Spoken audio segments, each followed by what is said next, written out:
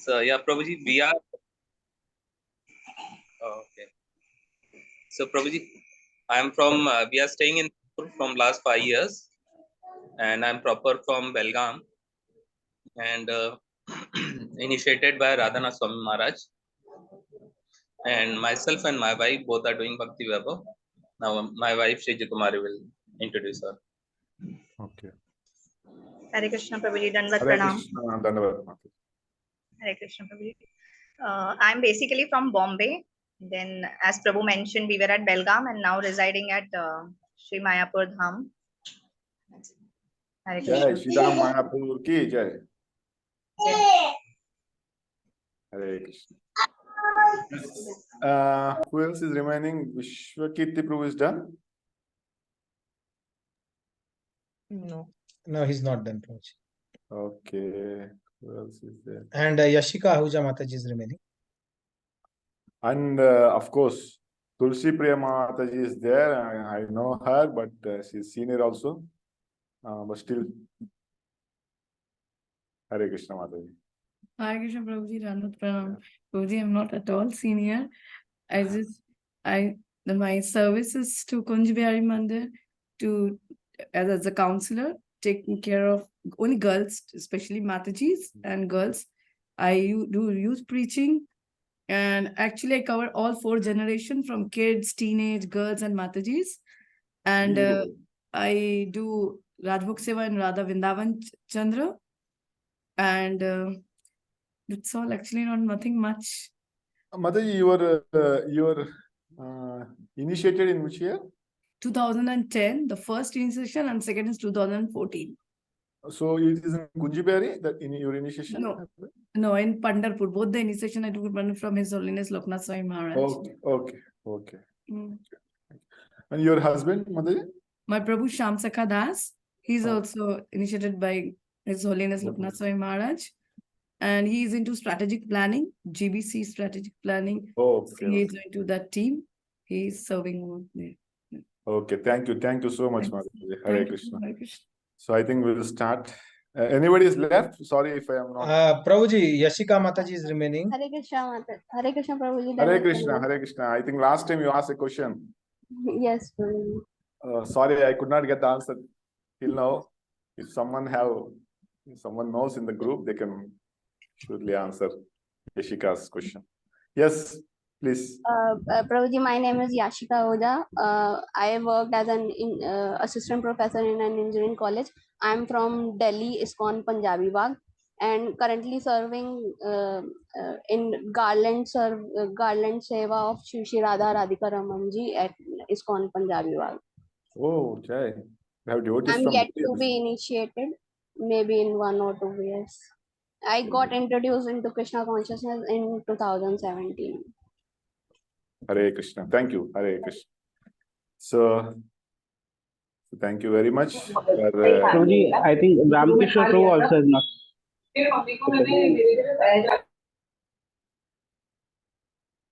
Ramakrishna Prabhu. No, Yes, no, Prabhuji, that's me, Ram Kishore Das. Yeah.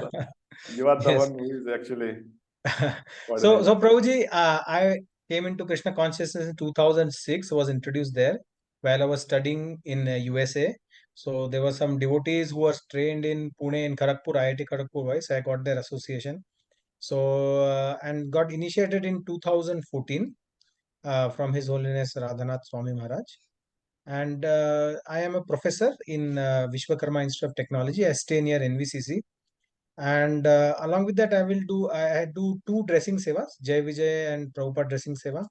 And also we have a preaching program in Nanded city where I take Bhagavad Gita once a week. Thank you very much. So you are actually practically demonstrating the servant of servant, dressing Jai Vijay and We are Prabhupada. just trying to Thank you, Prabhu. Hare Krishna. Yes. Purvaradhika. Hare Krishna, Dandavat Pranam Prabhuji. Myself, Apurva Radhika Devidasi. I got introduced to ISKCON in 2007 through Girls' Voice Preaching in Kunj Bihari. And I got initiated in 2014 from His Holiness Radhanath Swami Maharaj. From last 7-8 years, I'm serving as a primary teacher in BMS school. And also I'm going for a backup seva, jewelry seva in NVCC, and trying and helping from my side for new Matajis to whom Prabhujis are preaching in Nanded city. Hare Krishna. Hare Krishna. Thank you. It's wonderful to hear about all the devotees. And I'm very grateful and thankful that you have taken time to systematically study this course. So, before going into today's ask devotees who are there in the last session, if they remember any one point, they can share. From last class, whatever 13 verses we have seen. So if they want to share some point, please raise your hand and you can share.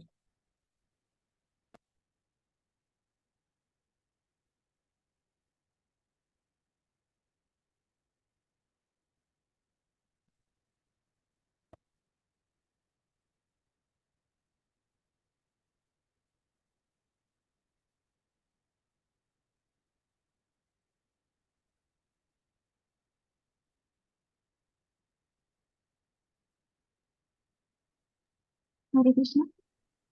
Hare Krishna. Yes, Madhuri, please. The Lord saved the Parikshit Maharaj in the womb before his birth, but we could have saved him at the time of death also, but Parikshit Maharaj did not take the undue advantage of the mercy of the Lord. Yeah, so Parikshit Maharaj, he was saved in the womb, but at the time of death, at the end of his life, he did not ask Lord to save him again. So he just submitted to the will of the Lord. So yeah, wonderful point. Thank you. Anyone else? So, Prabhuji, one more point, like how Parikshit Maharaj saw Krishna as, the thumb high. And even the Lord is very small, but, the Lord is complete. He can be bigger than the biggest and smaller than the smallest. And that beautiful form of the Lord, he was searching out everywhere, even after he came out. So that point was really what I remembered and stuck me. Yes. Yeah, actually, Lord's inconceivable potency, that he made himself visible in that form and made Parikshit Maharaj remember also that form later. Yes. Thank you. Anyone else? Prabhuji, Yeah, Prabhuji, I was searching. Never ask for personal benefits to the Lord. Who is speaking? Prabhuji, Yashika. Yeah, Yashika. Prabhuji, pure devotee never ask for personal benefits to the Lord. Yes. Pure devotee never asks personal benefit. Yeah. So, thank you. Someone else is there. Someone else spoke.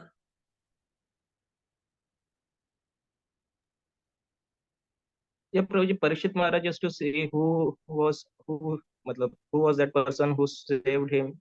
So his name got Parikshit. He was examining everyone. So that's why his name was Parikshit. Okay. So we'll go to the 14th verse. So till now we covered 13 verses.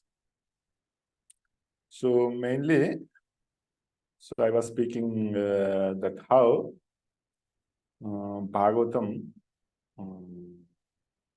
when some devotees are speaking on Bhagavatam or listening Bhagavatam, it's not just about the information, but it's about the transformation of our heart. And it's about experiencing the emotions that are involved in the conversation.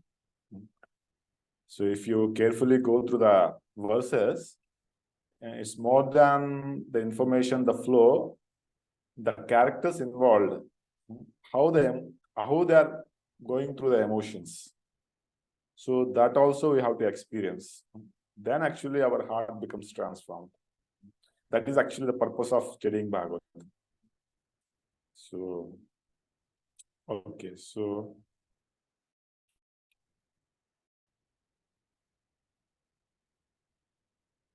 Just a minute.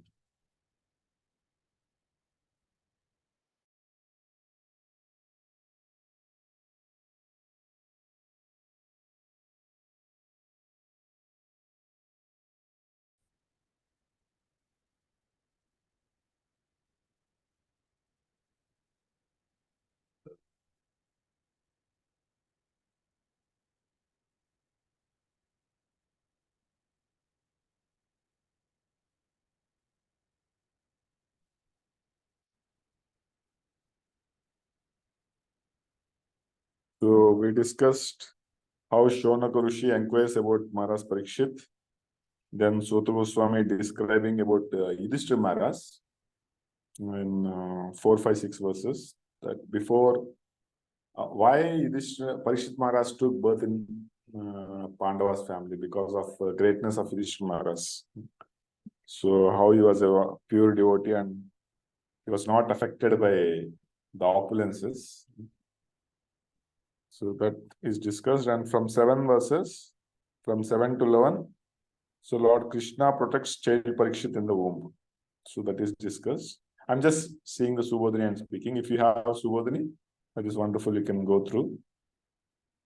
And then 12 to 18, ceremonies during Maharaj Parikshit birth. So that is discussed.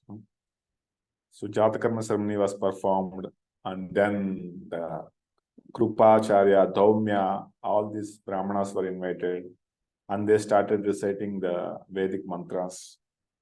And then Yudhishthira Maharaj, he gave charity to the Brahmanas. So that we are going to see in the 14th verse. Okay, we'll recite the verse, and then translation purport can be read by one devotee taking turns. Hiranyam gam mahim graman hasti aswan cha viprebhyah hasti aswan rupatyu varan pradat su annam cha viprebhyah prajatite satitavit. Upon the birth of a son, the king, who knew how, where, and when charity should be given, gave gold, land, villages, elephants, horses, and good food grains to the Brahmanas. Yeah. Yeah, please read this purport.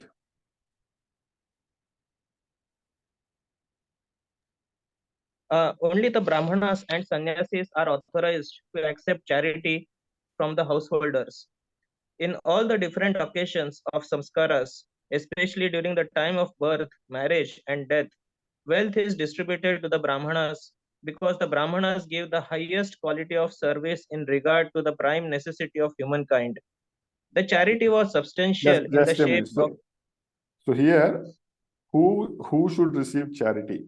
So that is spoken. So the charity should be given to Brahmanas and sannyasis because they are involved in the highest quality of service and uplifting the society. So therefore, they are the recipients of charity, the bona fide recipients of charity. So that is spoken here. And what should be given? That is spoken later. Yes, continue. The charity was?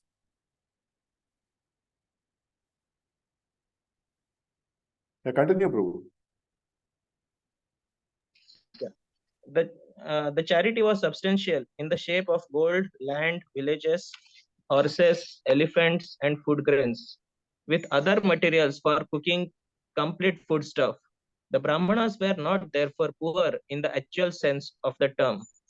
On the contrary, because they possessed gold, land, villages, horses, elephants, and sufficient grains, they had nothing to earn for themselves. They would simply devote themselves to the well-being of the entire society. Okay, so I'll just show that.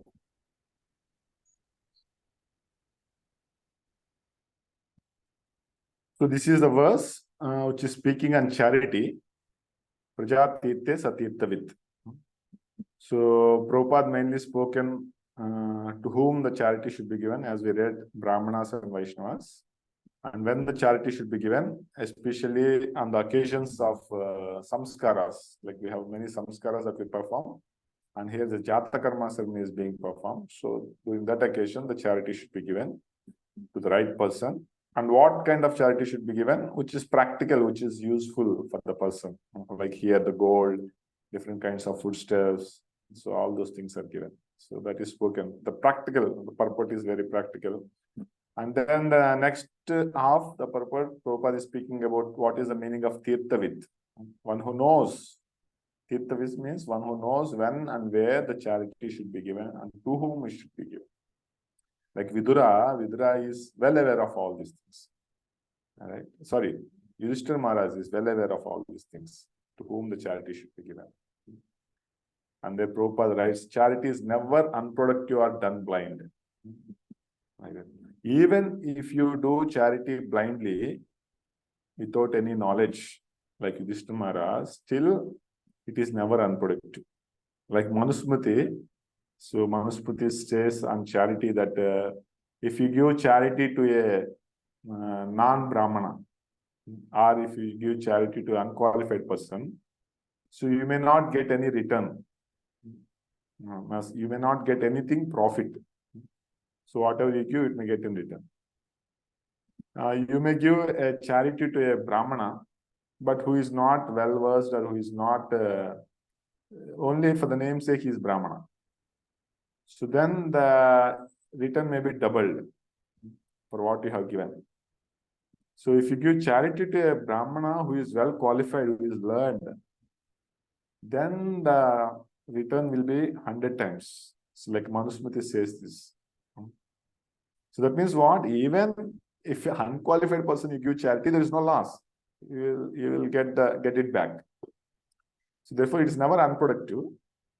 But it should not be done blind also. So one should be aware of what are the intricacies of charity. That's why Bhagavad Gita, if you see, Bhagavad Gita speaks about the charity in 3 modes. So maybe this is a homework. Later you can just go through the charity in different modes. I think 17 chapter speaks about this. So charity in mode of goodness, passion, and ignorance. The charity should be done in goodness. Like that. We should know who the person is qualified and when we are giving and what we are giving. And Prabhupada has mentioned all those things in the purport. And what is the personal application? One should not accept charity of eating only, especially, of course, this applies to brahmacharis. Of course, you can, the congregation also can be taking this principle that not just accepting the benefits from others, but we should give something tangible benefit to others also. Like speaking the glories of the Lord. So when we are called for any prasadam seva or anything, so not just accepting that, we should be speaking also glories of the Lord. So that is the verse number 14. Okay, so now we'll go to 15th verse. Tammuchur brahmanas tushta rajanam prashrayanvitam yeshahi asmin prajatanto purunam pauravrushabha. Translation. Translation. The learned Brahmanas, who were very satisfied with the charities of the king, addressed him as a chief among the Purus and informed him that his son was certainly in the lines of descent from the Purus. Yes. So now the Brahmanas, after receiving so many gifts, so they were satisfied. So Tushtamana, it is spoken here, right? Tamuchul Brahmanas, Tushta, satisfied Brahmanas. Rajanam Prashrayanvitam means obliged, very much obliging. Because they've got so many gifts, now they are speaking to the king about Parikshit Maharaj. And they are telling that Yeshahi Asmin, this child who is going to, who has taken birth, Prajatantu, in the line of in your line, he will become the chief of Puru dynasty. Yeah, he'll be a befitting son in your lineage. So like that, the Brahmanas were telling to Yudhishthira Maharaj. Okay, we'll go to next verse. Daivena pratigatena shukle samstamupeyusi rato vanugrahataya vishnuna prabha vishnuna.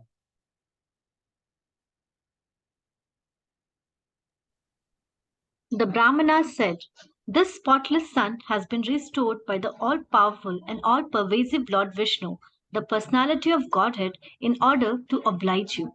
He was saved when he was doomed to be destroyed by an irresistible supernatural weapon." So now the Brahmanas continuing, and they're telling that this child was not an ordinary child. So he will be a Paurava Rishabha, chief in the descendants of Puru line, and especially he is protected by Lord himself, Vishnuna Prabha Vishnuna. So why the word Vishnu and Prabha Vishnu used? Prabhupada, if you see the translation, word to word meaning, he will say that Vishnu is all pervading Lord and Prabha Vishnu is all powerful Lord. So Prabhupada writes in the purport that here actually Krishna is the one who protected, entered the womb. And why the words Vishnu is used? Because the Vishnu part of Krishna actually gets involved in all these affairs of killing and management. So that's why these two words are used, Vishnuna and Prabhu Vishnu. And one more word is used is Shukle. Shukle is pure, without any contamination. He is a pure devotee of the Lord. So to protect him and also to oblige Yudhishthira Maharaj,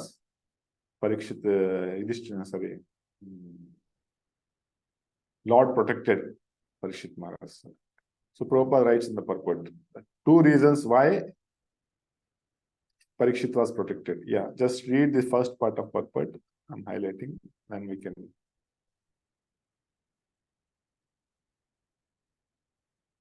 The first reason is that the child in the womb of his mother was spotless due to his being a pure devotee of the Lord. The second reason is that the child was the only surviving male descendant of Puru, the pious forefather of the virtuous King Yudhishthir. Okay, you can stop here. So these are the two reasons, that he was spotless due to his being a pure devotee, and he was only serving male descendant of Puru. So that those words, if you see in the verse, is Sukle and Ratova Anugrahataya. So he was the only living descendant of Yudhishthira Maharaj. So for these two reasons, this child was protected by the Lord himself. Later in the purport, Prabhupada says,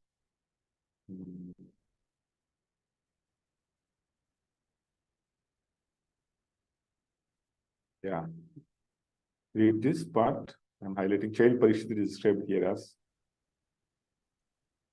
Child Parikshit is described here as spotlessly white because he is an unalloyed devotee of the Lord.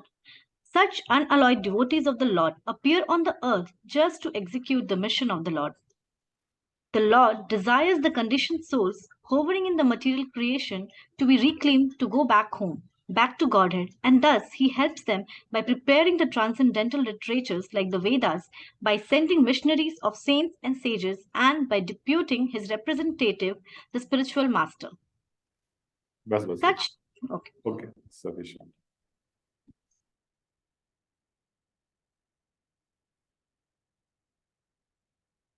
So from 15 to 17 verses, we just read 15th verse. So the satisfied Brahmanas are revealing the child's identity. So they're telling he will be the worthy descendant in the line of Purus. Two reasons we just now discussed why Lord saved Parikshit Maharaj. So, and the important responsibility of a leader, that will come in the next verse.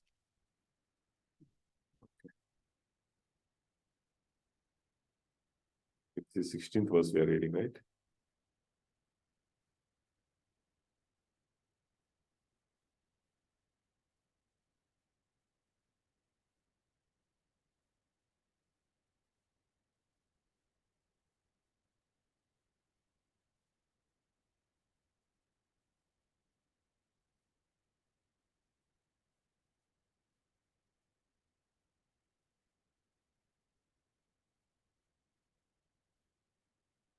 Hare Krishna, Krishna Krishna,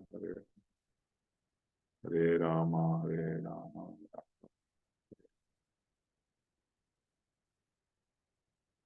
So what is the important responsibility of a leader? That he should see somebody is continuing the legacy. Like Yudhishthira Maharaj, so he was a leader, and there should be somebody who is also continuing the legacy of treating the citizens like Yudhishthira Maharaj. So therefore, the Brahmanas were telling that he will be fit descendant of Purus.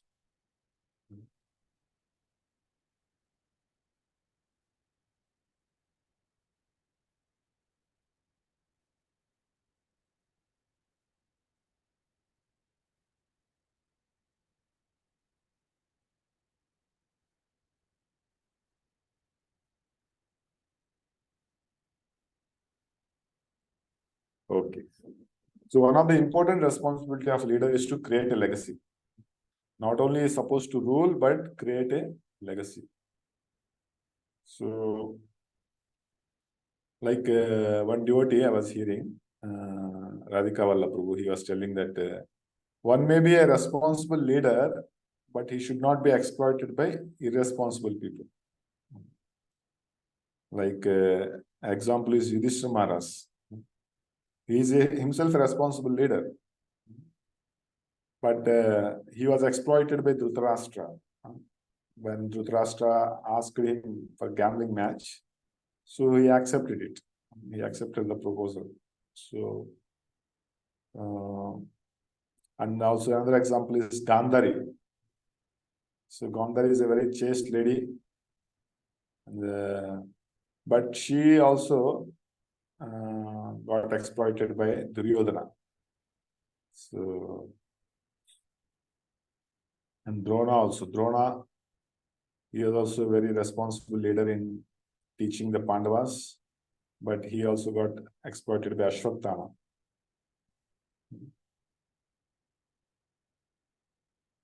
And Gandhi, if you see the material example, Gandhi also, he was a freedom fighter.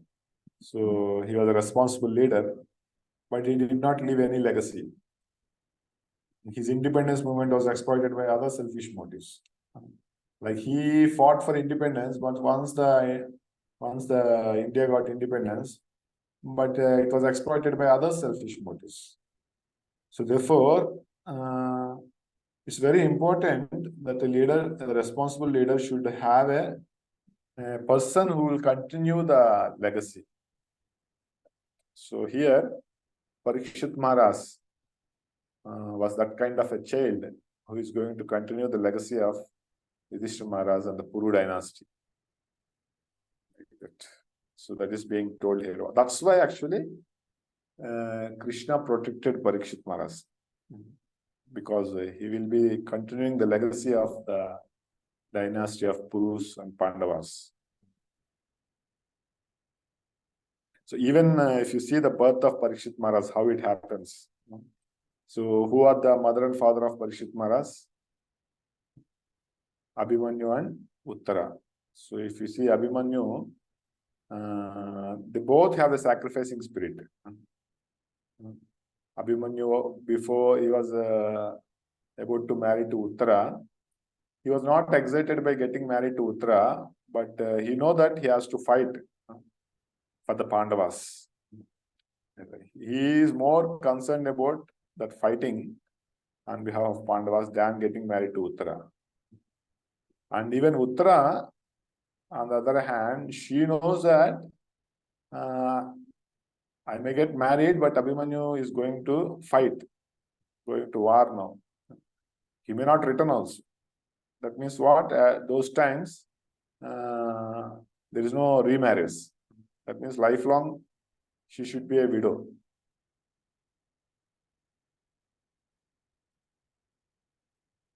So lifelong, she should be a widow. But she did not mind that. So if you see, these are the characters who gave birth to Parikshit Maharaj. So they both have that sacrificing spirit, Uttara and Abhimanyu. So this Abhimanyu planted the seed of that sacrifice in the womb of Uttara. So Krishna wanted to protect that seed, that sacrificing spirit of the lineage, that Puru lineage. By protecting Parikshit Maharaj, Krishna protected the continuing spirit of sacrifice.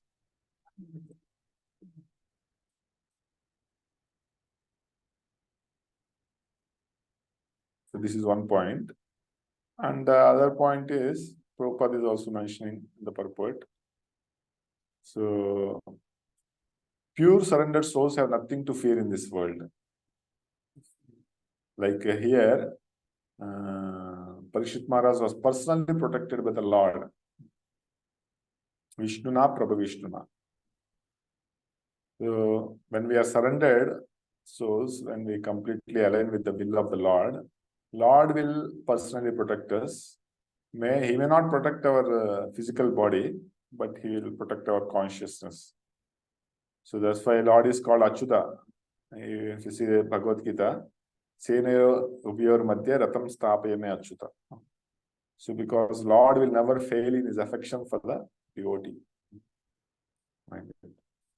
And Srila Prabhupada, he surrendered to Guru, our Srila Prabhupada, the founder of ISKCON.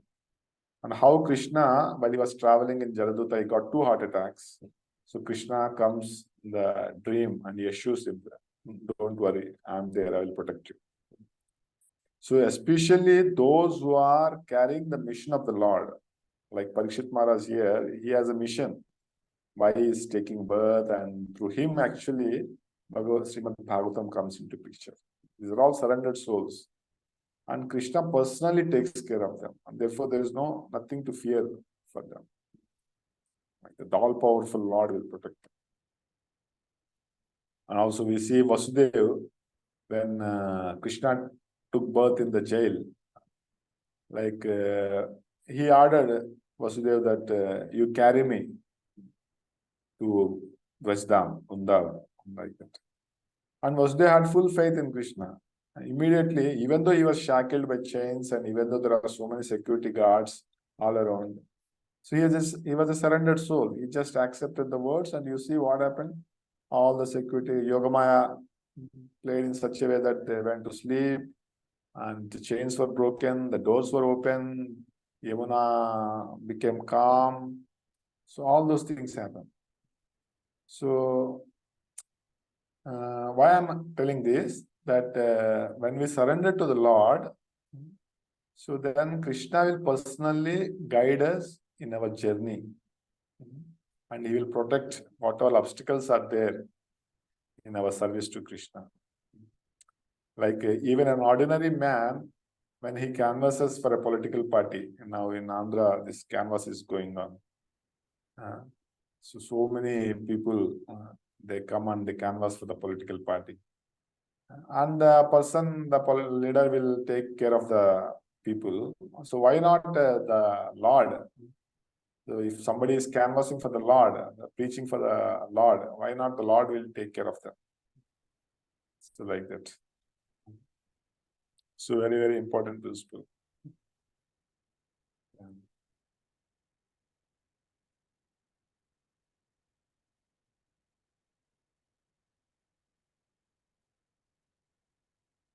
Such surrendered souls, actually, they have full faith in the Lord, full faith in the Lord's omnipotency, omnibenevolence, benevolence, and omniscience.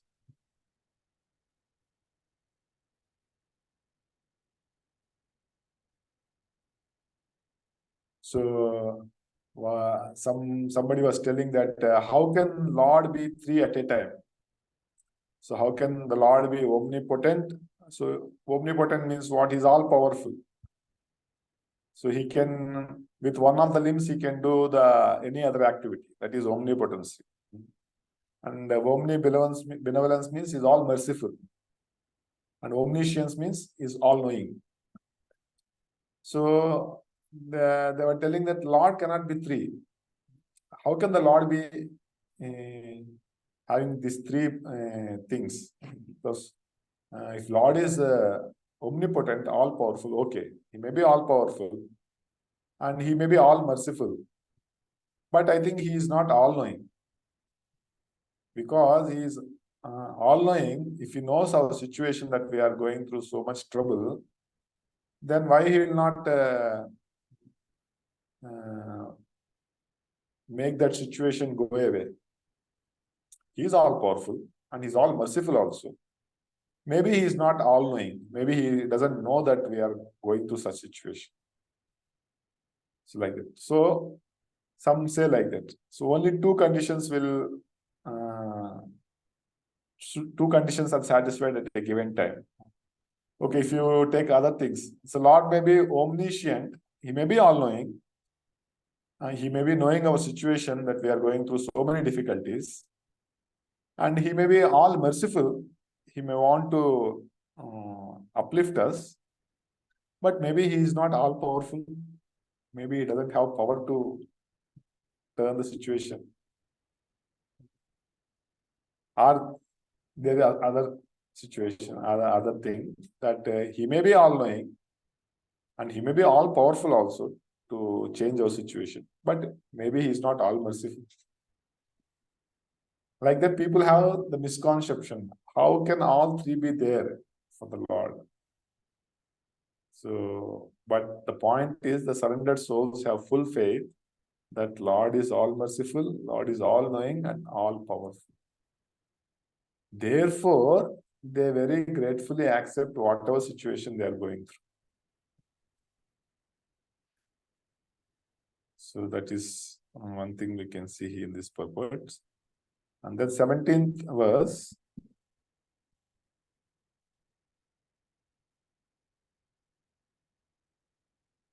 Tasmaham namna Vishnurata iti loke bhavishyati nasandeho mahabhagavato mahan.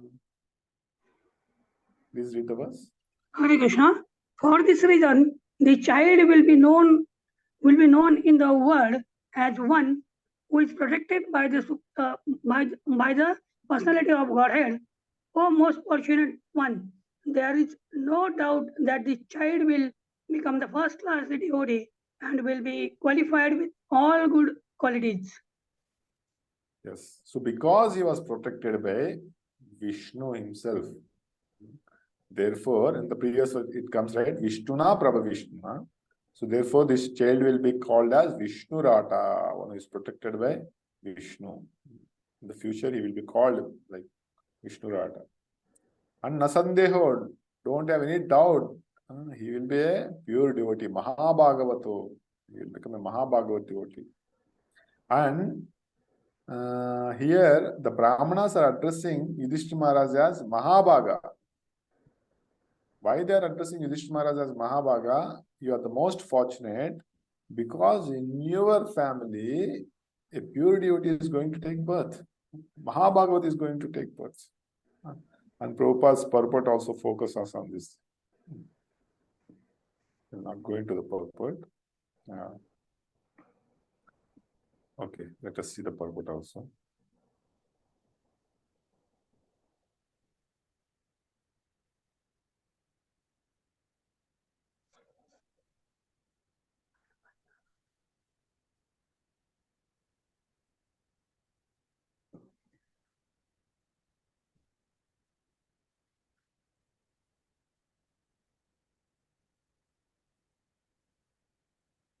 Yeah, please read this part, last part.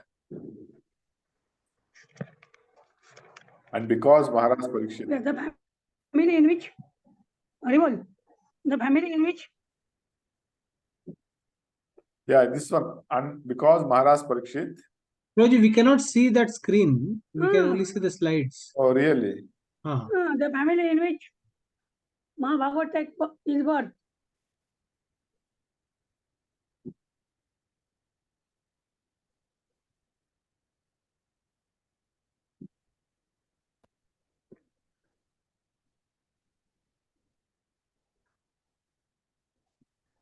You can see now? No. Yes, yes, sir. No. And because Maharaj Parikshit took his birth, he is addressed here as a Mahabhagavata, or the greatest of the fortunates. The family in which Mahabhagavata takes birth is fortunate because due to the birth of the first great devotee, the members of the family, past, present, and future, up to the 100 generations, become liberated by the grace of the Lord, out of respect for his beloved devotee. Therefore, the highest benefit is. You can stop here. So that is why Yudhishthira Maharaj was addressed as Mahabhaga, because when a pure devotee takes birth in the family, so the 100 generations become liberated. Like we have example of Narasimhadev telling to Prahlad Maharaj that you are asking to deliverance of your father. So all the 7 generations here, this side and that side, were delivered, he says. And even we see in the case of Dhruva Maharaj, the Suniti guided Dhruva Maharaj, and even before Dhruva Maharaj went back to Godhead, Suniti was taken by the Vaikuntha airplanes. So this is a very important responsibility of the parents. Here we can see that to make the children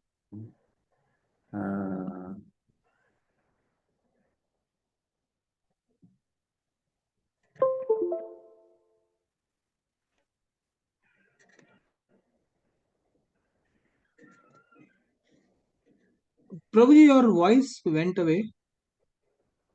Cannot hear.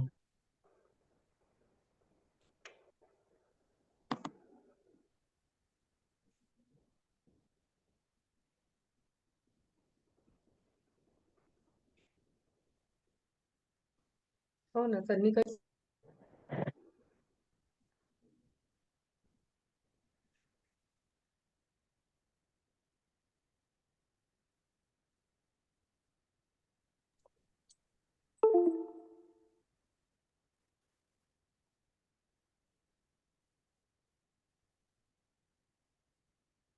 Hare Krishna, Krishna Krishna, Hare Hare, Hare Ram, Hare Hare. Yes, Prabhuji, we can hear you now. Okay.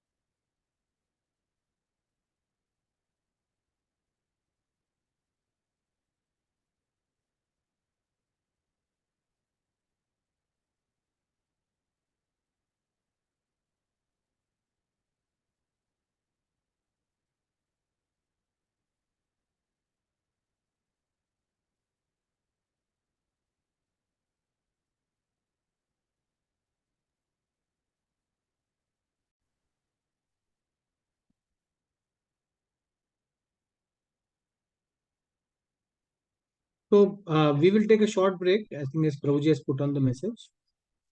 Hare Krishna.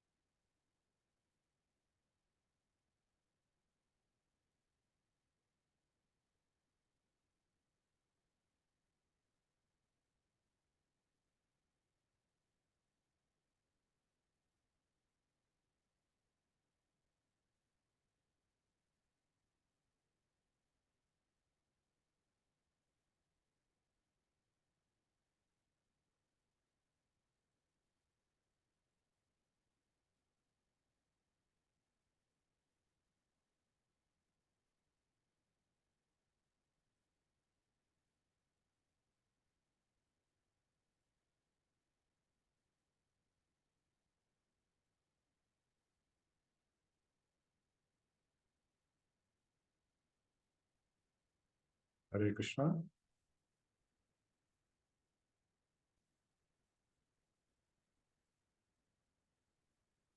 Hare Krishna. Hare Krishna, Prabhuji.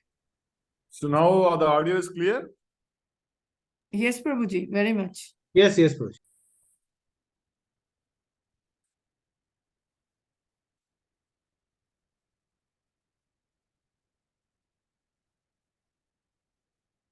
So we have completed the 17th verse. 17 satisfied Brahmanas revealing child's identity.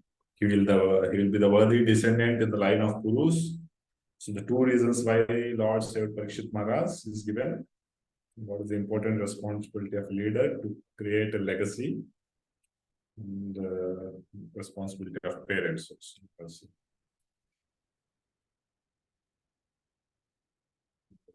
18th verse. Now Yudhishthira Maharaj is responding to the Brahmanas' reply.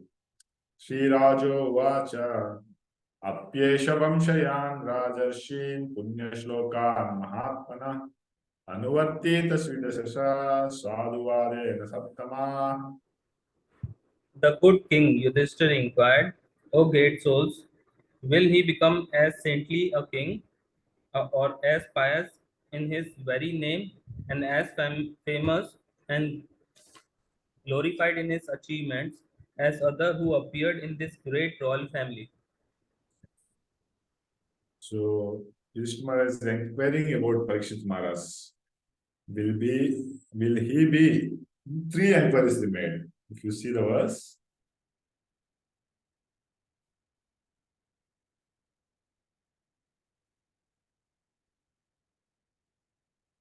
Vamshayam Rajarshi. Will he be the saintly king, Rajarshi? And will he be Punya Shloka? Means will he be pious in his activities? And Mahatmana Anuvattita. Will he follow the great souls? Like that. So the three things they inquired. Yeah, qualification for leadership. So he should be Raja Rishi, saintly king. He should be having pious deeds, and he will follow the superiors, or parampara. Yeah, the purport is very beautiful purport. We'll read the full purport. Please read. The forefathers of King Yudhishthir were all great saintly kings, pious and glorified by their great achievements. They were all saints on the royal throne, and therefore all the members of the state were happy, pious, well-behaved, prosperous, and spiritually enlightened. Under strict guidance of the great souls and spiritual injunctions, such great saintly kings were trained up, and as a result, the kingdom was full of saintly persons and was a happy land of spiritual life. Maharaj Yudhishthir was himself a replica of his ancestors, and he desired that the next king after him become exactly like his great forefathers. He was happy to learn from the learned Brahmanas that by astrological calculations the child had been born a first great devotee of the Lord, and now he wanted to know with confidence whether the child was going to follow in the footsteps of his great forefathers. That is the way of the monarchical state. The reigning king should be a pious, chivalrous devotee of the Lord, and fear personified for the upstarts. He must also leave on heir apparent equally qualified to rule over the innocent citizens. In the modern setup of the democratic states, the people themselves have fallen to the qualities of the Shudras or less, and the government is run by a representative of theirs who has not been trained according to the scriptural mode of administrative education. Thus, the whole atmosphere is surcharged with Shudra qualities manifested by lust and avarice. Such administrators quarrel every day among themselves. The cabinet of ministers changes often due to party and group selfishness. Everyone wants to exploit the state resources till he dies. No one retires from political life unless forced to do so. How can such low-grade men do good to the people? The result is corruption, intrigue, and hypocrisy. They should learn from the Srimad Bhagavatam how ideal the administrators must be before they can be given charge of different posts. Yeah. So we can see actually the Prabhupada's mood and Prabhupada's heart actually. Such pain he is writing these purports. The modern democracy, demon crazy, Prabhupada often tells like that. So before taking up the leadership position, how responsible one should be, how he should be saintly, not just king, he should be a Raja Rishi. He should be a saint also. And he should be pious in his deeds. He should be like Prabhupada writes, he should be following the 4 regulative principles. He should be chanting 16 rounds. Prabhupada, when he wrote to Indira Gandhi, letter to Indira Gandhi, we find in the Lilamrut that he gave the list of instructions that the cabinet ministers in the parliament should be doing. Like that. So he had a plan for all that. And of course, they should follow the Brahmanas. The king should follow the Brahmanas. So then they can take the position of leadership and administrative roles. So otherwise, they will do it themselves and the society also. So that's what we see, the qualifications for the leadership.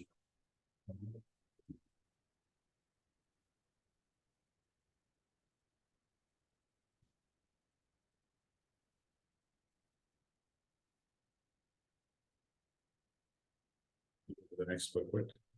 The Brahmana Uchuhu Partha Prajavita Saksha Ikshvakur Iva Manavaha Brahmanya Satya Sandascha Ramo Dasaritiryata.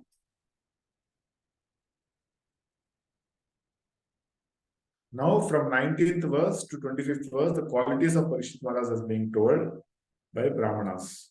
Yeah, please read the translation. Charanarinda Prabhu, can you read?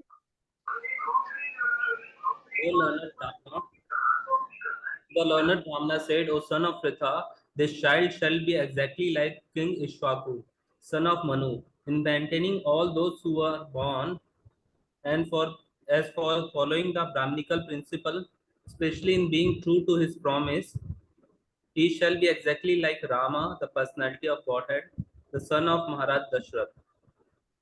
We will see two more verses and then we will take the points. So next verse. Yesha data sharanyascha yatahi aushi nirasvibhi yasho vitanita svanam doshyanti vayajvanam.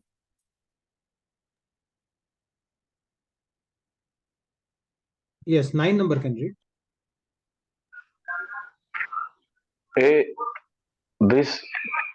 This child will be munificent donor of charity and protector of the surrendered, like the famous king Shibi of the Usinara country, and he will expand the name and fame of his family like Bharata, the son of Maharaj Dushyanta.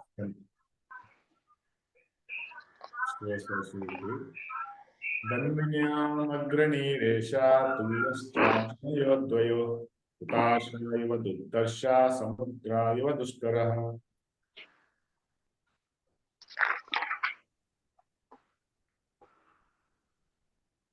Translation. Among great bowmen, this child will be as good as Arjuna. He will be as irresistible as fire and as surpassable as the ocean. Okay, so as I said, from 19th verse to 25th verse, the qualities of Parikshit Maharaj are being told by the Brahmanas. So we read 3 verses. So these are the qualities, like summary. In maintaining the living entities, he was like Ikshvaku, the son of Manu. Who is Ikshvaku? Ikshvaku is the son of Vaibhava. Prabhupada gives a description of who is that Vaibhava Manu, how many Manus are there in the day of Brahma. So like that, those details Prabhupada gives. And just like he maintained the living entities, so Parikshit Maharaj maintained the citizens of his country. So these Manus are very responsible people. And every day of Manu, if every day of Brahma, there are 14 Manus, right? So they are the administrators. Manu Samhita, we say. Manu Samhita means the law codes for the humanity, right? So they are very expert in maintaining the citizens. So Parikshit Maharaj also will be like them, especially Ikshvaka. And in following the Brahminical principles, especially in being true to his promise, he will be like Lord Ram. So the words used are Brahmanyaha and Sharanyaha. So if you see the verse, so Brahmanyaha means one who follows the Brahminical principles, or one who follows and respects the Brahmanas. So that also can be named Brahmanya. And Sharanyaha means Satyasanga. Satyasanga means he is true to his promise. If you see the whole life of Ram, Prabhupada gives the history of Ram here. That how he was true to his promise to his father. So initially only in his childhood only he went with Vishwamitra. to the forest. So that's how he respected the Brahmana, Vishwamitra. And he served him and killed all the Rakshasas. So this is the example of Lord Ram, that Parikshit Maharaj will also be like that. And then, so I will not go into the purpose, big purpose. Prabhupada has given the elaborate character description. Later we can go through the purports. And the 20th verse, so in charity, he will be like Shibi, and also in protecting the surrendered, Sharanyaha, and Dana and Sharanya, he will be like Shibi, the king of Ushnara country. And he's spreading the name and fame of the family, he will be like Bharat Maharaj, son of Dushyanta, Triva. So these two characters are really. So we know about King Shibi, that Prabhupada tells a story in the purport, that how once Indra takes the form of an eagle and Agni takes the form of a pigeon. And the eagle is hunting the pigeon, and both of them go to Shibi. And the pigeon to take shelter of King Shibi and tells that, oh, I'm your citizen, you have to protect me. And then eagle tells that I am also your citizen. I need some food. Pigeon is my food. So you have to protect me also from hunger. So then King Shibi, so he was a protector of surrendered. So the pigeon has surrendered to Shibi. So then he told that, okay, don't kill the pigeon. You need flesh, right? So you can take my flesh. Whatever the weight the pigeon is, you can, that much weight of flesh you can cut from my body and weigh it and you can take. So, but surprisingly and mystically, when the weighing was done, the pigeon was, no matter how much flesh is being cut from the Shibi's body and put on the weighing machine, the pigeon's weight is more. So then he understood that they are not ordinary words, but still he was trying to fulfill his promise. And he was trying to cut more and more flesh. Then they understood that he is true to his promise and is a protector of the surrendered. So that is about King Shibi. And there's a lot of description about Shibi. If you can just read through the purport, that he went to the heavenly planets along with Ayati. Ayati was his friend, and all his credits, pious credits, he gave to Ayati in heavenly planets. And he is also a worshipper of Yamaras, and he went to the abode of Yama. Because Yanti Deva, Rata Deva, right? Whoever you worship, you go to such planets. So he was a worshipper of Yamaras, so he went to Yamaras abode, and he was associate of Yamaras, King Shibi. And even Narada Muni glorified King Shibi, that he was a great donor, munificent donor of charity and protector of the surrendered. Like that, many descriptions are there. You can go through it. And then Prabhupada writes about Bharat Maharaj, the son of Dushyanta. There are three Bharats. Prabhupada tells that one is son of Rishabhadev, 5th canto we read, under whose name the land, our land is named as Bharatavarsha, the son of Rishabhadev. There is one Bharat. And there is another Bharat, brother of Lord Ram. And the third is son of Dushyanta.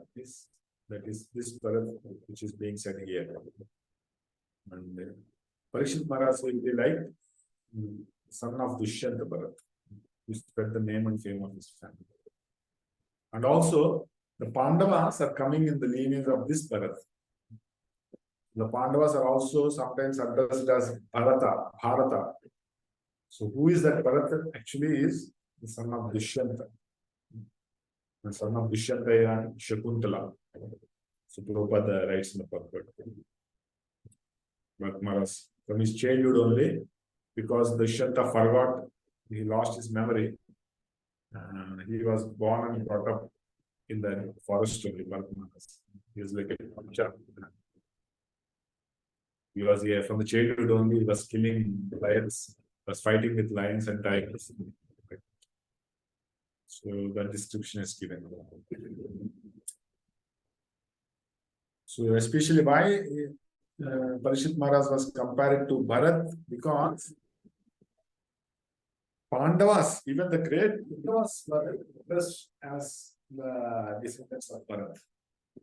So he spread his family far and wide. So Parishit Maharaj will be like that. Okay, 121st verse.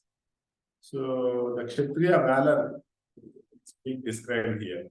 Like he'll be a great moment like Arjuna. Two Arjunas were told. Vayor means one is Kartivedi Arjuna and one is the Pandava Arjuna. Both are very expert bowmen. Like Prabhupada gives a big purport of Arjuna's character. Like how he was such a great fighter or bowman. I'll just summarize it.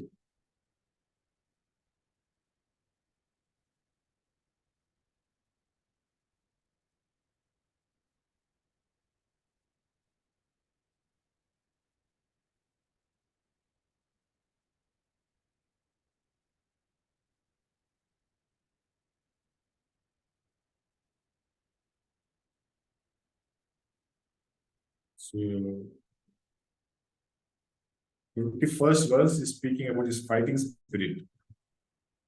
He will be in fighting, he will be equal to Kartivedi Arjuna or Arjuna.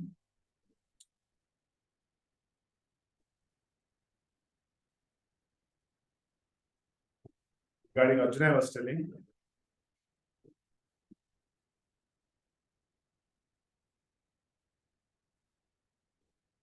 Arjuna fought with Lord Shiva, one Pashupata. He got Vajra. He got Draupadi by shooting the eye of fish, moving to the ceiling. He defeated King Drupada.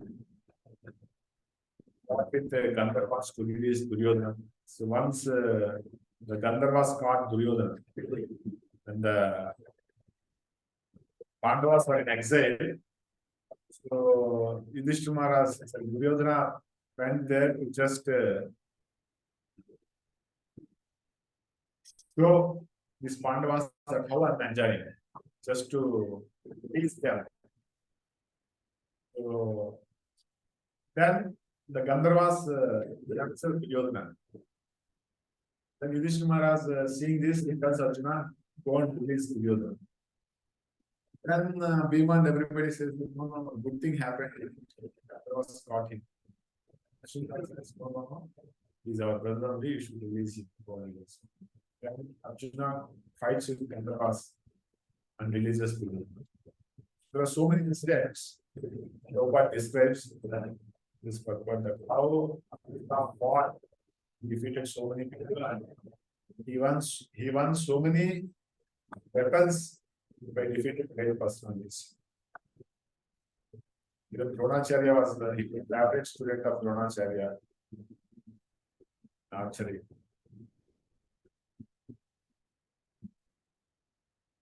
Made the bed of fellows for Bhishma and made him drink the water of Ganges from Patara.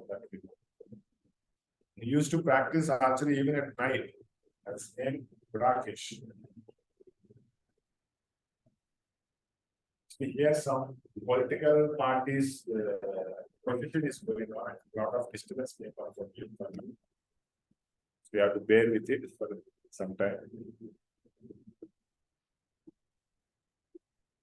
Prabhupada also describes about Arjuna's 4 wives and 4 sons.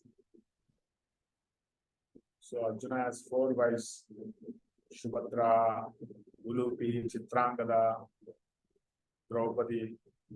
Also 4 sons, Sutakirti. Like that. So the purport we can all go through it. So this is Arjuna. Why am I telling?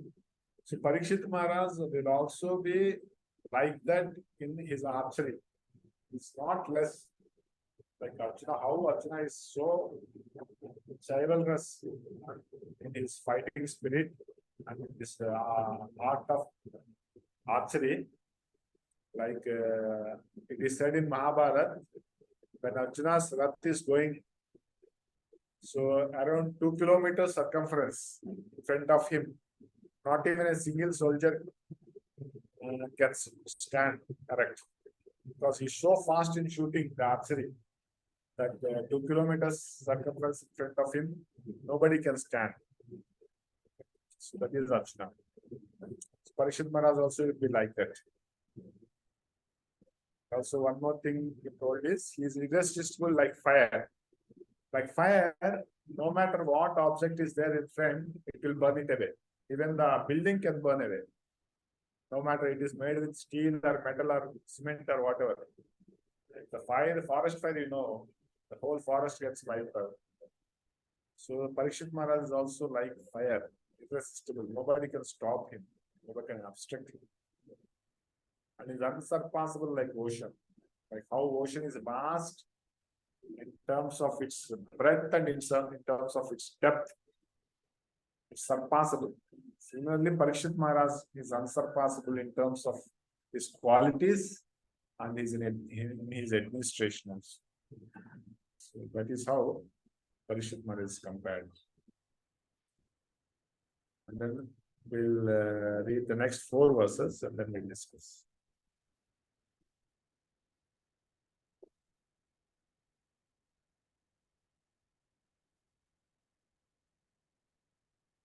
Mrugendraya Vikranta Nishevyo Himavaniva Titikshu Vasudevaso Sahishnu Pitaraviva. Madan Mohan Prabhu. Translation. This child will be as strong as lion and as worthy a shelter as the Himalaya mountains.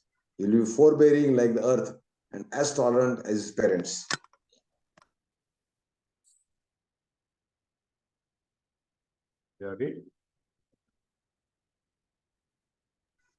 This child will be like his grandfather Yudhishthira or Brahma in equanimity of the mind.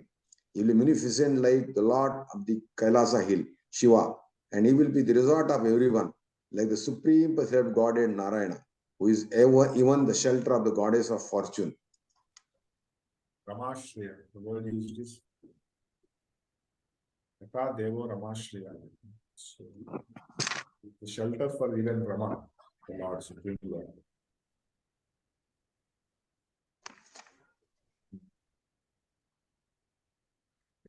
Sarvasatguna Mahatme Yesha Krishna Manuprata Ranti Devaivo Dara Yayati Riva Dharmika. Translation.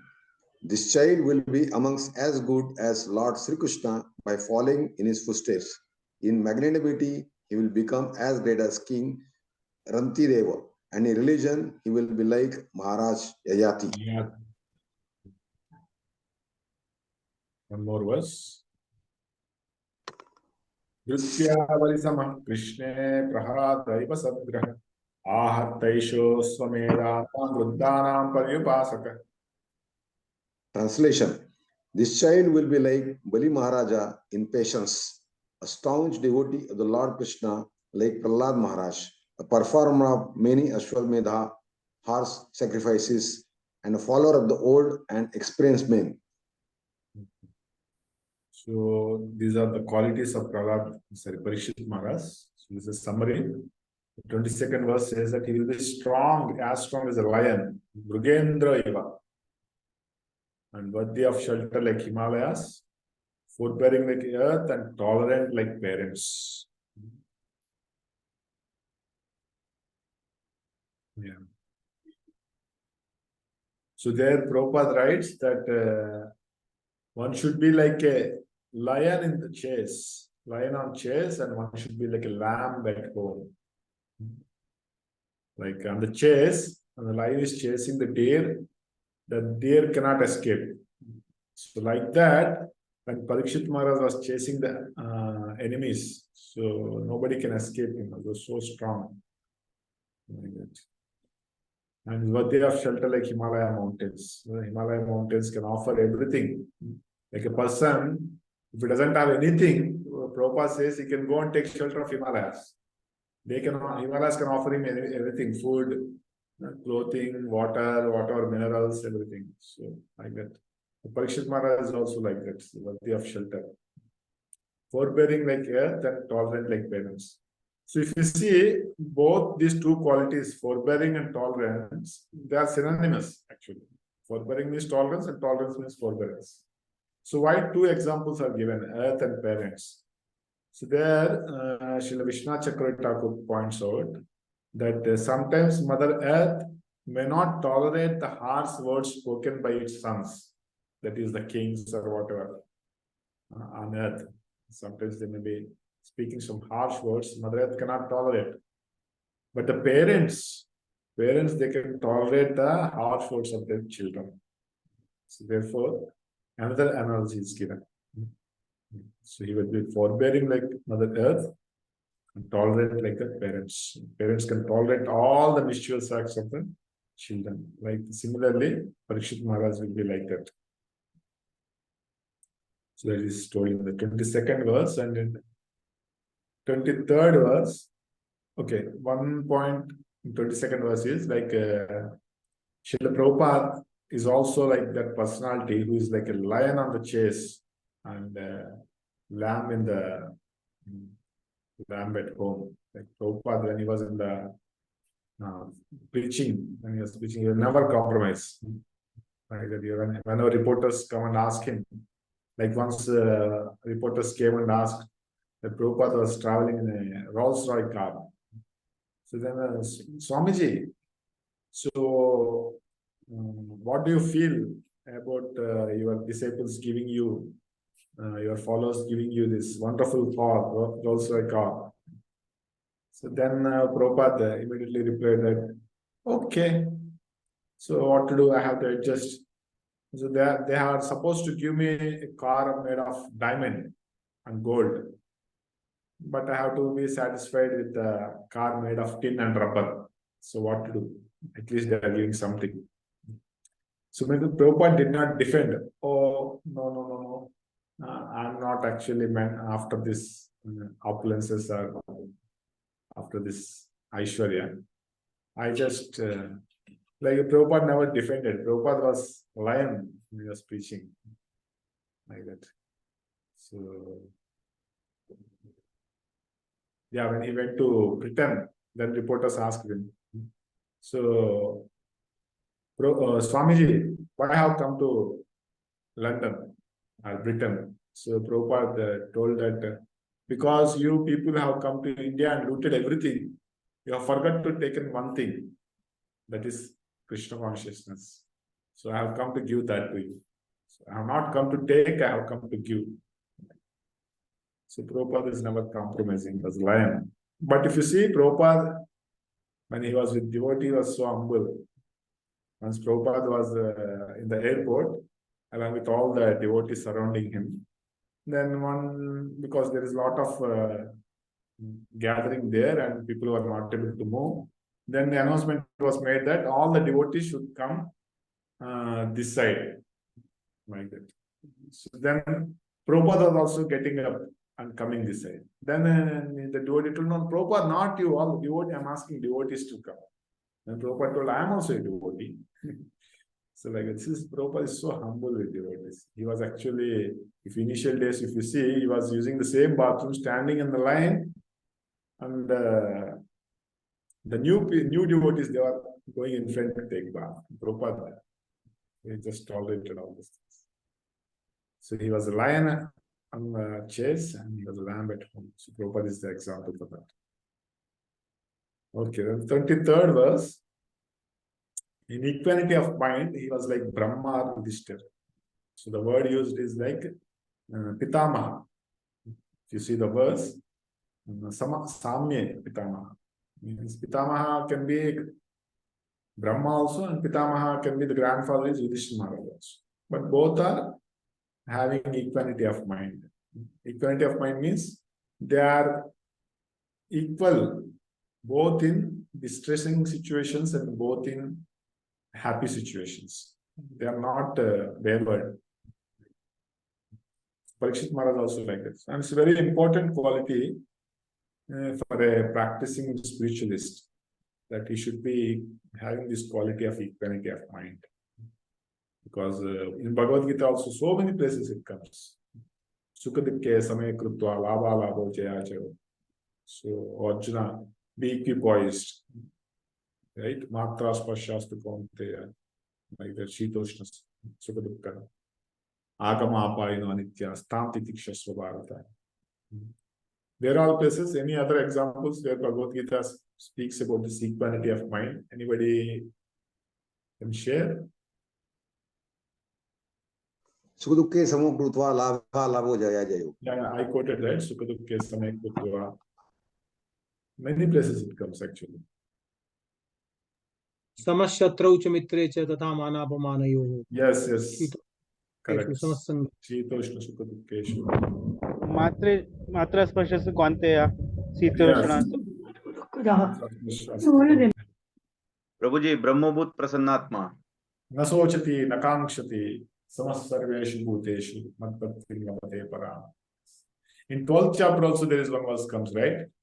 Tulya Ninda, Stutir Mauni, Santushto Yena Kanavati.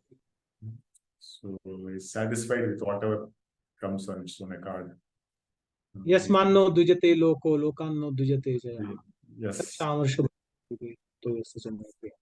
So many places, but the point is that it's very, very important quality to be cultivated, because unless we come out of this getting affected by the material dualities, happiness and distress, unless we come out of this, we cannot actually experience the spiritual emotions. If you are affected by the material emotions, like you are elated when there is happiness and you are distressed when there is misery, then actually you cannot experience the spiritual emotions. So therefore, that's why there is negative axis, there is 0, 0, and the positive axis. So the Brahmabhuta people, the impersonalists, they come to the 0, 0, but the bhaktas, they have to come to the positive side. Of course, for that, they need to have this quality of equanimity of mind.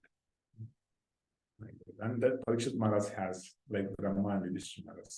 So Yudhishthira Maharaj, you see the life of Pandavas, Yudhishthira Maharaj, so many dualities, so many problems, so many situations he went through, but he has that equanimity of mind.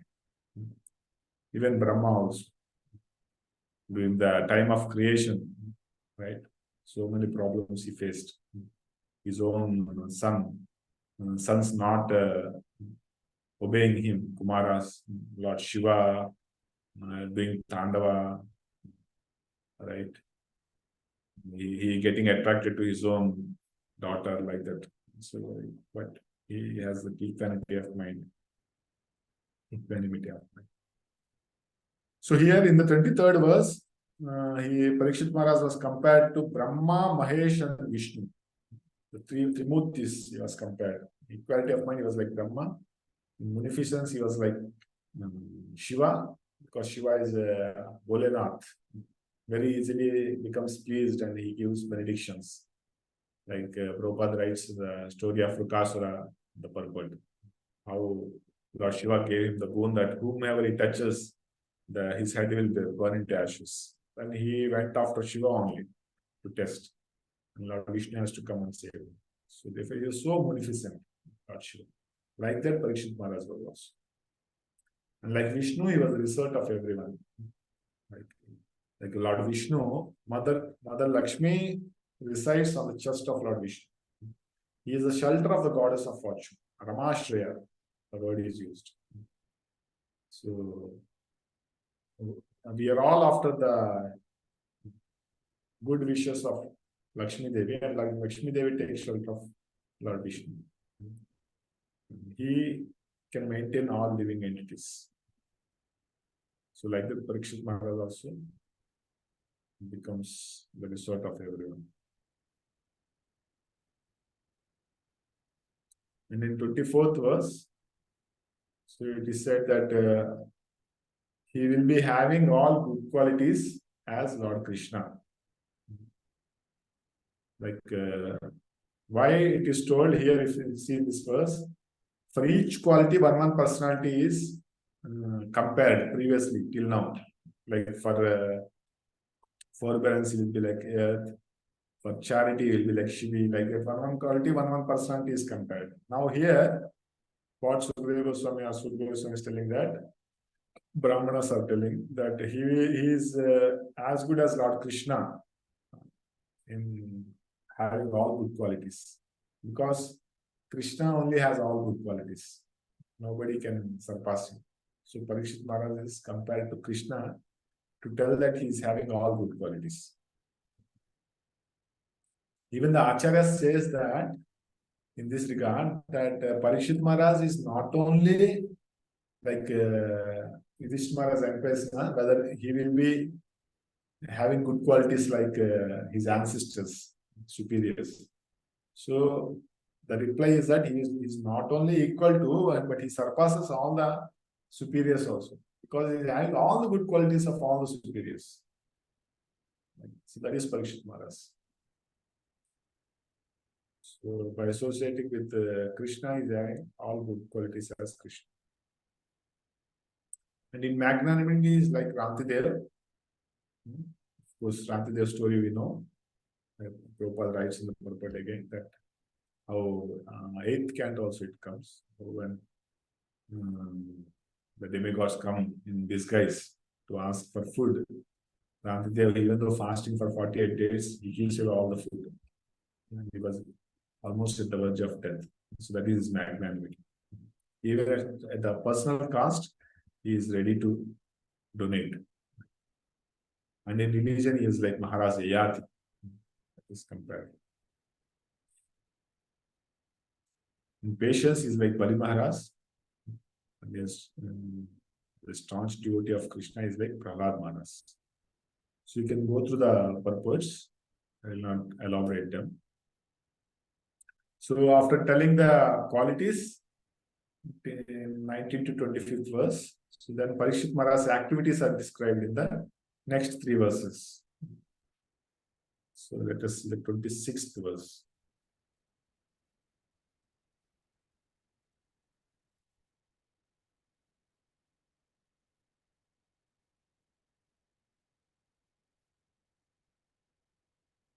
Rajarshinam janita shasta chopata ganinam vikrahita kaleresha bhuvo dharmasya karanat.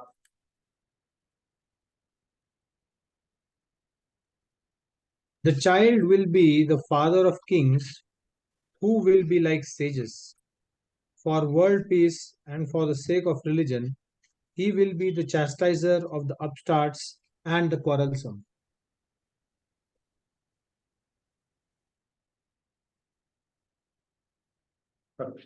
Takshakalatmano mrityum dijaputropasarjita prapasyata upashyutya mukta sangappadam hare.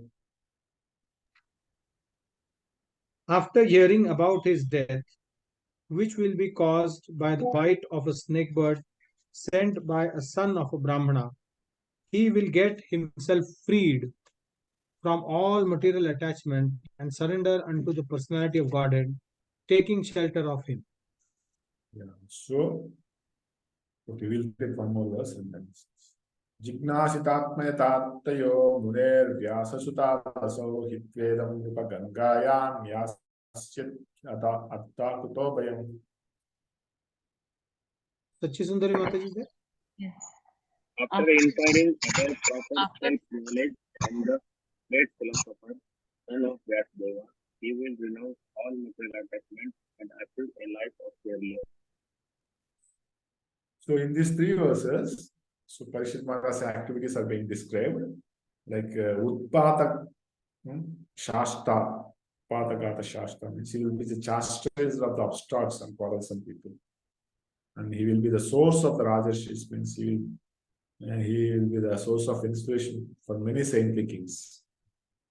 So he will be an ideal example of Rajarishi. So that is told in the 26th verse. And next 2 verses, 27th and 28th, how he will be cursed by a Brahmana boy and Takshaka bird will bite him. And at the time of death, he will surrender to the Lord. and he will hear Srimad Bhagavatam from Sukadeva Goswami, and how will he leave the body at the bank of the Ganges. So that also the Brahmanas told to Yudhishthira Maharaj. So not only his birth, his rule, his qualities, so his death also is being told. So that means Yudhishthira Maharaj is well aware that in future Parikshit Maharaj will die like this. So that is also revealed to him. Still, any points are there? Yeah. We go to the 29th verse.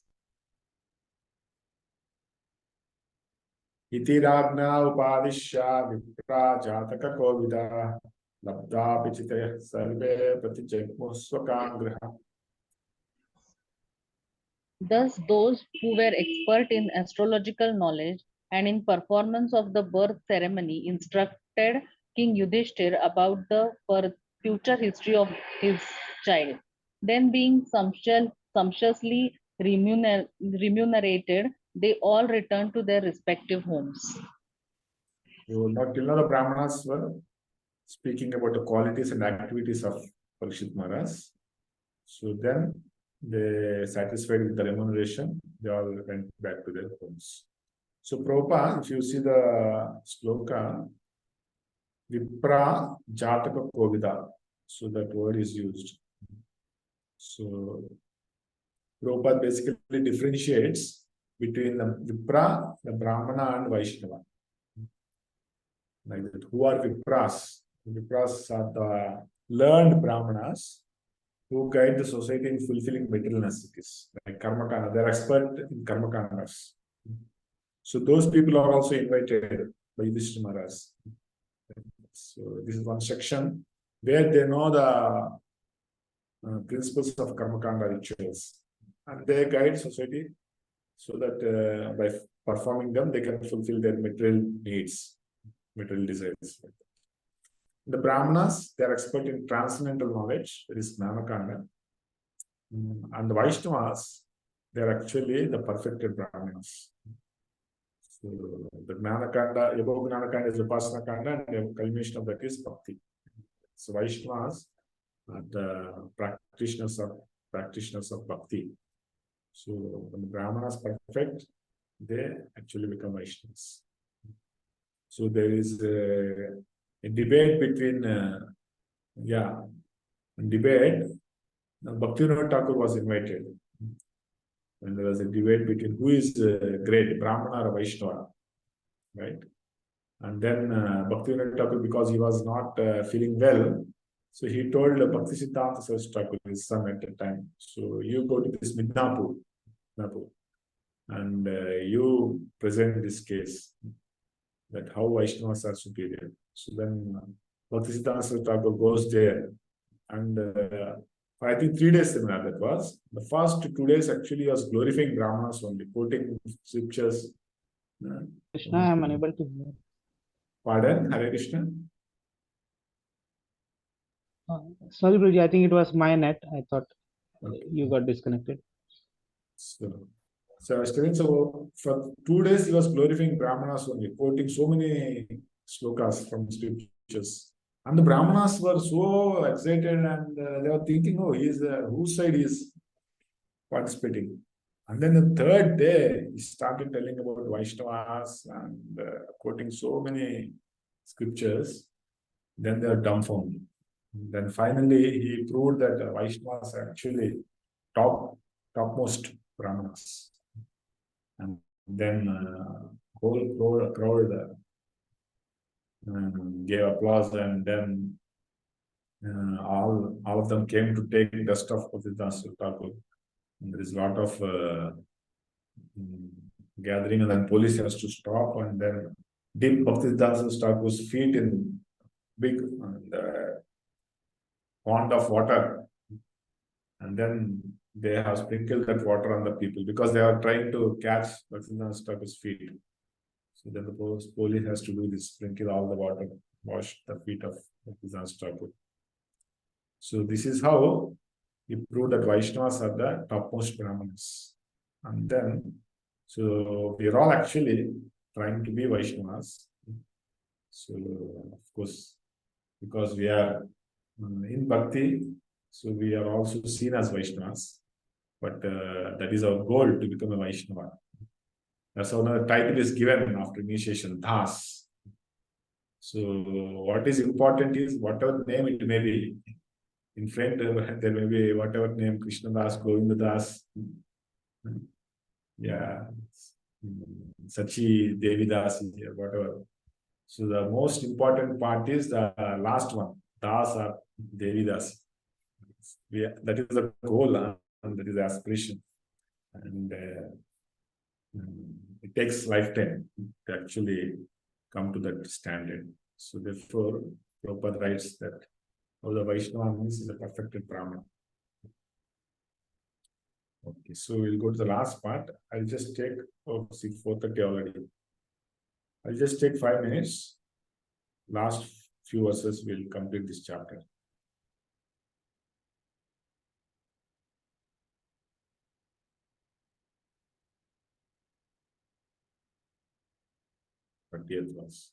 Sayesha loke vikyata parikshidiyam prabhu purvam drishtam adhyayam pariksheta nareshveha. Hare Krishna. So his son would become famous in the world as Parikshit examiner, because he would come to examine all human beings in his search after that personality whom he saw before his birth. Thus he would come to constantly contemplate him. So he will be known as Parikshit because he was observing all the people. Who is that person who has saved me in the womb? Saraja putro vapride asu shuklaiva odupa apuryamana pitrubi kasta virivasonvaham. As the moon in its waxing fortnight develops day after day, so the royal prince Parikshit very soon developed luxuriantly under the care and full facilities of his guardian grandfathers. So he was growing like a waxing moon. Soon he became elder. Yakshamano Nati Drohajihasaya Raja Labdadano Tatyo Nanyatra Karadandayo.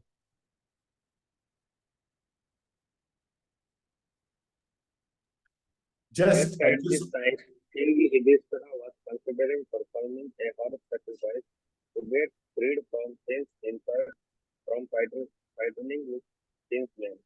But he became anxious to get some wealth, for there were no surplus funds outside of time and tax collection. Yeah. So Yudhishthira Maharaj was actually feeling that I have committed so many sinful activities by participating in this war. So many crores of people were killed. I am responsible. So to get relieved from these sins, I need to perform Ashwamedha sacrifice. But to perform Ashwamedha sacrifice, a lot of money is required. So already the state taxes were expired because of the war. So then he sends Arjuna to get some wealth. So that is spoken in the next verse. Tadavipretamalaksha bratarochuta chodita dhanam prahina majahur dicham dishipurisha.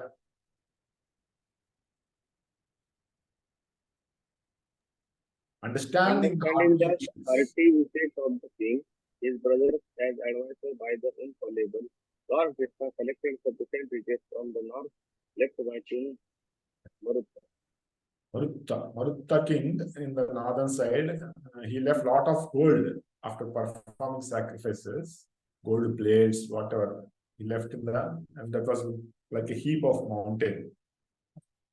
So then Krishna told Arjuna, you go to the north and you get the wealth for this sacrifice. And that's why Arjuna's one more name is Dhananjaya, because he brought a lot of wealth for these sacrifices. All right. So yeah, here we can see in the purport, if you read, that how the people were satisfied, so satisfied at that time that the king was also not interested in this gold, so he left it there. And the people who were living there also, they took just what they need, and the Brahmanas whom this gold is given, they also left it there. Means nobody is greedy. Neither the king, nor the people, nor the Brahmanas. They were satisfied with whatever they need for maintenance. The principle of Isa Vashamitam Sarvam that can be seen here. So very, very, very rare to see in these days. Right. And then Tena Sambrata Sambaro Dharma Putro Yudhishthiraha Vajameda Istibirvayato Yajnai Samyajantari. By those riches, the king could procure the ingredients for 3 horse sacrifices. Thus, the pious King Yudhishthira, who was very fearful after the battle of Kurukshetra, pleased Lord Hari, the personality of Godhead. Last purport, last translation. Ahoto Bhagavan Raja Yadi Vitva Vijayapupam Apuvasa Katichin Masam Suhrutam Priyakamya. Lord Sri Krishna, the personality of Godhead, being invited to the sacrifices by Maharaj Yudhishthira, saw to it that they were performed by qualified twice-born Brahmanas. After that, for the pleasure of the relatives, the Lord remained a few months. So Lord Krishna also came, was invited for this Ashwamedha sacrifice. So he personally oversaw that there are qualified Brahmanas performing. So by this act, Krishna is telling that a Brahmana is not just by name, it is by qualification. So he personally selected qualified Brahmanas for the sacrifice. And he remained there for a few months. And then he returned to Dwarka. Tato Rajnabhyanujnata Krishnaya Saha Bandhuvi Yayo Dwaravati Brahman Sarjuno Yadubilvrata. O Shaunaka, thereafter the Lord, having bid farewell to King Yudhishthira, Draupadi and other relatives started for the city of Dwarka, accompanied by Arjuna and other members of the Yadu dynasty. So finally, Lord left to Dwarka, taking Arjuna also with him. So here, this will continue in the 14th chapter, that Arjuna, now you remember that Arjuna is also going with Krishna to Dwarka, right? The next chapter is a different thing to construct its own. So I'll just summarize this 30 to 36. Maharaj Parikshit growth and Yudhishthira Maharaj Yajna is described here. He will be famous as Parikshit. He will grow like a waxing moon. And then at that time, Yudhishthira Maharaj desires to perform Ashwamedha Yajna to free from sins. Sends Arjuna for help. Yeah, why Yudhishthira Maharaj has to perform sacrifices like that? So just to please the Lord.